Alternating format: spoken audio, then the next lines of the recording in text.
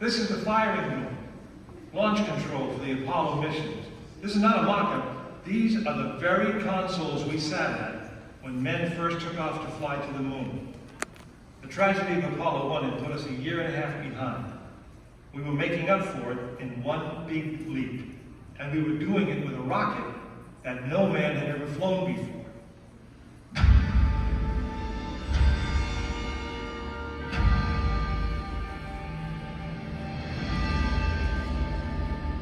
It was a few days before Christmas, 1968, when Apollo 8 sat on the pad. She was the first of a new kind, a moon rocket. This was the Phoenix, risen from the ashes of Apollo 1. The first Apollo crew did not die in vain. This was to be their testament.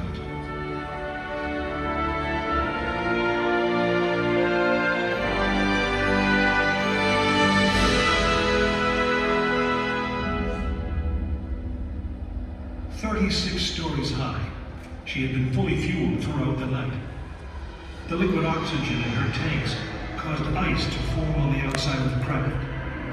The extreme temperature differences between the air and the sub-zero fuel caused the metal skin of the rocket to expand and contract.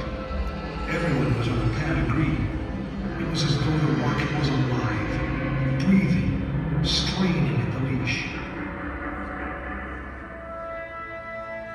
Earlier in the morning, astronauts Frank Borman, Jim Lovell, and Bill Andrews had made their final preparations before taking that long ride out to the waiting spacecraft. The minimum safe distance from Saturn V at liftoff was 3 miles. The reason was simple. When fully fueled, the rocket contained the explosive power of an atomic bomb. As the clock counted down, the astronauts and all of us in launch control went through the pre-flight checks, our hands on the controls of the most powerful, most complex machine ever built. It had over 2 million separate systems, and to bring these men back alive, everything had to work perfectly. Each individual system had been tested, but what we didn't know was how they would perform when all 2 million began to work together. That moment would come when the countdown clock reached 0.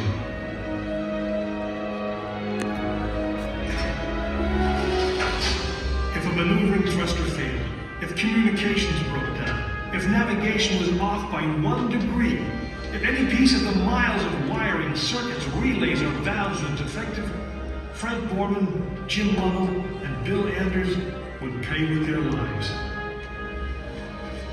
As they sat waiting for launch on that chill December morning, these 3 astronauts went back to what they had always been: test pilots.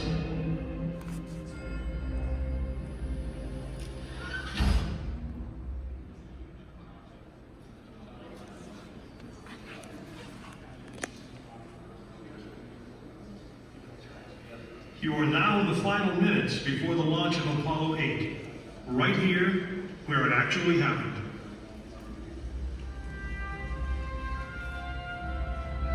Mankind is about to leave his planet behind and journey to another.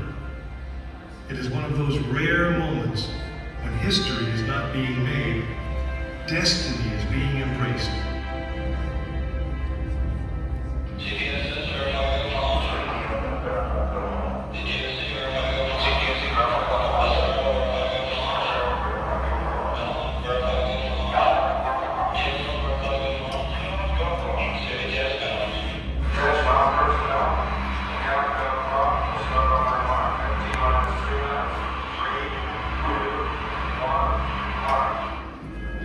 This is launch control, T-minus 3 minutes and counting.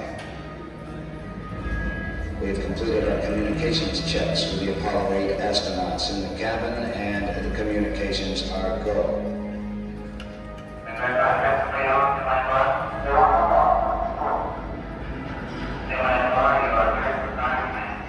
During this period, once we do get the firing command, the various tanks within the 3 stages of the Saturn V launch vehicle begin to pressurize. We have firing command. The firing command is in. We are now on the automatic sequence. T-minus 2 minutes, 20 seconds, and counting.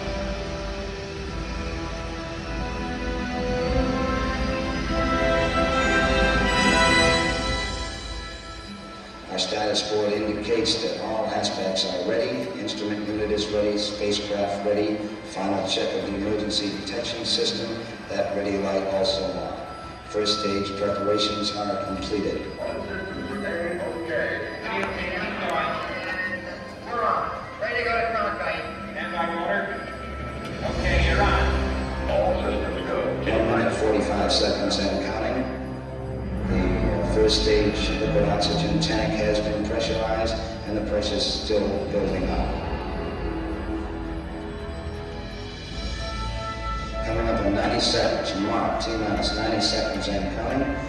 The Apollo 8 crew standing by, spacecraft commander Frank Borman, chin level, Bill Anders.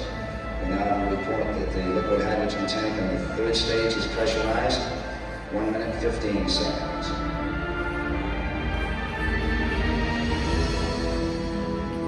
All third stage propellants pressurized at this time as we come up on the 60-second mark on the flight to the moon. T-minus 60 seconds and counting. The vehicle now is completely pressurized. We're coming up on a power transfer shortly.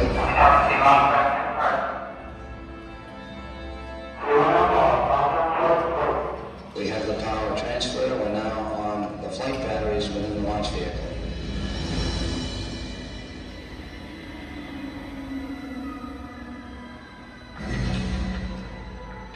Final reports coming from Frank Borman at this time. Final look at the switch list aboard the spacecraft. 20 seconds, all aspects. We are still low at this time. T-minus 15, 14, 13, 12, 11, 10, 9. We have ignition sequence start. The engines are on. 4, 3.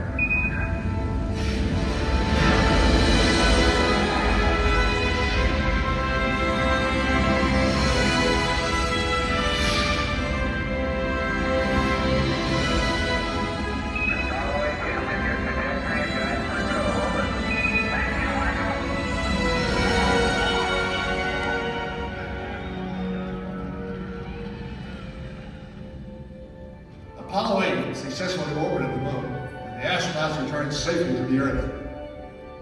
I know. I'm Jim Lovell, and I was one of the crew of this spacecraft, Apollo 8. We were the first men to see the surface of the moon from just a few miles away. But it was the hundreds of thousands of men and women who worked in that team, and the millions of people who supported the mission that really made it possible. That way, I guess, we all went to the moon. Now, on the other side of those doors, you'll find an actual Saturn V moon rocket. It's still the most powerful, the most complex machine ever built. And I guess it's the only one that can take you to another planet. I I actually got to fly one on a second flight to the moon called Apollo 13. But that's another story.